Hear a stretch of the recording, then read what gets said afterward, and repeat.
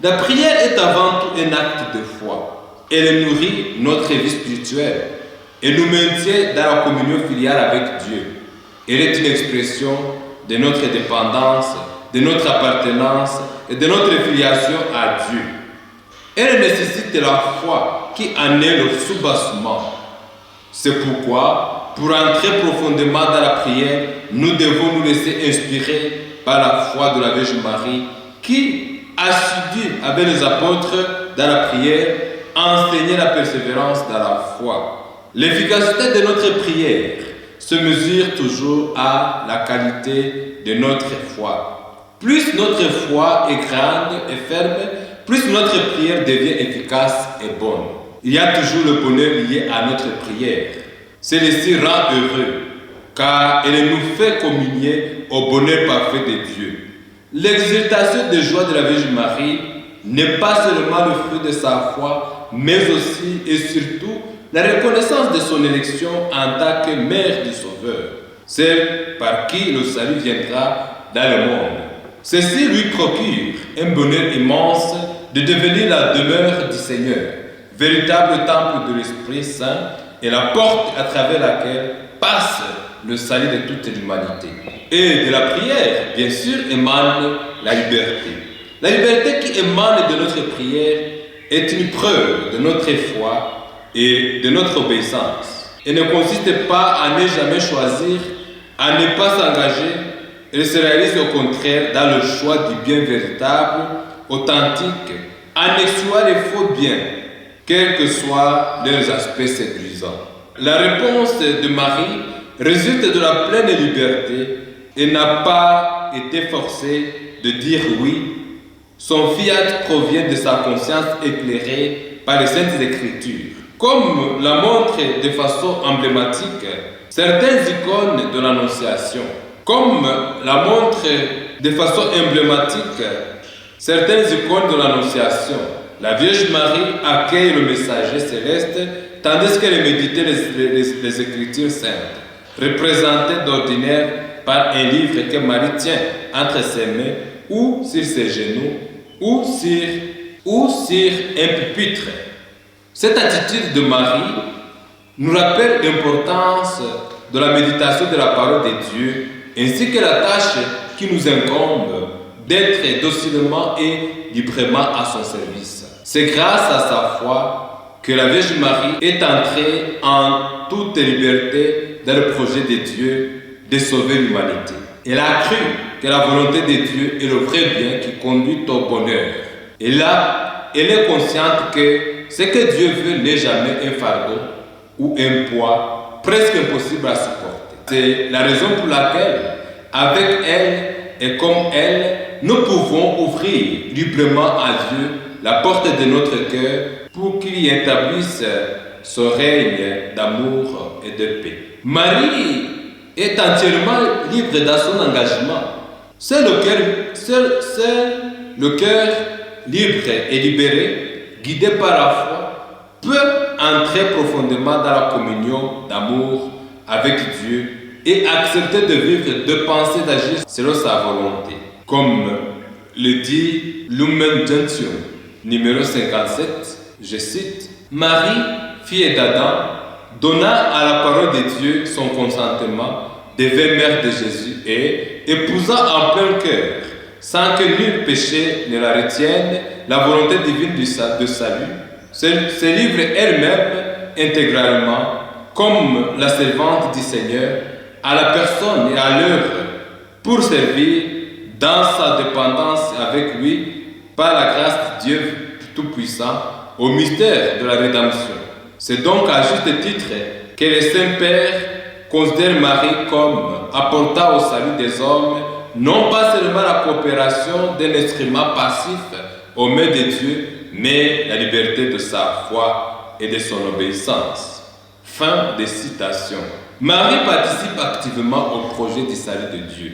La liberté audacieuse de la Vierge Marie vainc toutes sortes de passivité et accroît son courage. Poussée par l'amour, elle accepte de se mettre au service de Dieu et par conséquent à celui de ses frères auxquels elle se lie et devient solidaire. L'amour du cœur de Marie fait qu'elle se donne librement et entièrement en faveur de tous les hommes. Elle est, pour ainsi dire, totalement expropriée d'elle-même. Elle s'est entièrement donnée au Christ et, avec lui, elle nous est donnée en don à tous. En effet, plus la personne humaine se donne, plus elle se trouve elle-même. Par son exemple, la Vierge Marie nous apprend à vivre dans la liberté. Seul l'homme libre est capable d'entrer dans la prière et dans toute autre expérience spirituelle chrétienne. C'est la raison pour laquelle notre foi doit nous permettre à entrer librement dans la prière qui est avant tout communion avec Dieu.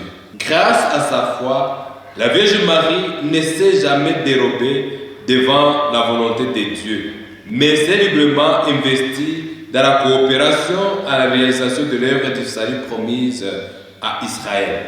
La liberté est en même temps une vocation et un don de l'esprit. Nous y sommes appelés. Vous frères, c'est à la liberté que vous avez été appelés. Seulement que cette liberté ne donne aucune prise à la chair, mais par amour, mettez-vous au service des uns des autres. Confère Galates chapitre 5, verset 13. Cette liberté a caractérisé la vie de la Vierge Marie quand elle s'est rendue chez Zacharie pour rendre service à sa cousine Élisabeth. Nous savons que le terminus de cette rencontre fit l'action de grâce. Il n'y a pas de liberté qui ne soit pas le don de l'Esprit. C'est lui qui nous inspire le désir d'entrer plus profondément et librement dans la prière.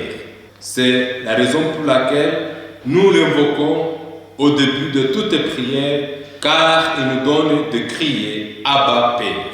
C'est lui qui nous a été donné et qui vient au secours de notre indigence et fragilité. Une prière libre produit en nous le calme et la paix qui sont nécessaires pour notre croissance spirituelle ainsi que notre adhésion à la volonté de Dieu. Se mettre à l'école de la mère croyante en vue d'imiter sa douceur, sa docilité et sa disponibilité nous rend libres et heureux. Notre expérience avec Dieu s'est nourrie de l'expérience de la Vierge Marie qui a su répondre valablement à l'appel de Dieu. Sa foi fut grande à tel point que sa cousine s'en émerveilla et la déclara bienheureuse. Elle est la femme dont la foi est inébranlable, l'espérance inépuisable et indéfectible. Dans l'ordre de la foi, le rôle de Marie tient en un mot. Nous avons besoin d'être acclimatés à la vie et à la réalité divine, car il nous dépasse et c'est insupportable d'être dépassé par une réalité. Car il nous dépasse et c'est insupportable d'être dépassé par une réalité. Le surnaturel ne devrait pas nous dépasser. Mais la réalité c'est que ça nous dépasse parfois. Nous devons y entrer par la foi. La Vierge Marie est cette présence de douceur qui nous apprivoise à la présence de Dieu. C'est elle qui nous encourage à rester fermes dans notre foi, sûrs de ne jamais être déçus. Trois éléments essentiels marquent et caractérisent l'expérience de Marie dans le domaine de la prière. Il s'agit de la grâce et de la gloire de Dieu. Il tient de savoir que tout en Marie vient de Dieu. Elle a trouvé grâce au point d'en être comblée. C'est ce que nous affirmons quand nous prions le « Je vous salue Marie ». En elle est la grâce en plénitude. Elle est réellement bénie. La Vierge Marie est le modèle par excellence des croyants. Tout en elle est réponse de la foi, c'est-à-dire l'adhésion totale à la peur de Dieu. Marie est la figure de la foi du Nouveau Testament comme Abraham l'avait été de l'Ancien. Elle est la mère de tous les croyants. Elle est modèle de l'attitude spirituelle avec laquelle l'Église célèbre et vit les divins mystères. L'exemplarité de la Vierge Marie est de ce qu'elle est connue comme le modèle de l'Église, peuple de croyants, dans l'ordre de la foi, de la charité et de la parfaite union au Christ. Chaque croyant trouve en Marie toutes les vertus pouvant l'aider à répondre favorablement à l'appel de Dieu. Enfin, tout à Marie rend gloire à Dieu. Toute sa vie est dédiée au service de la gloire de Dieu.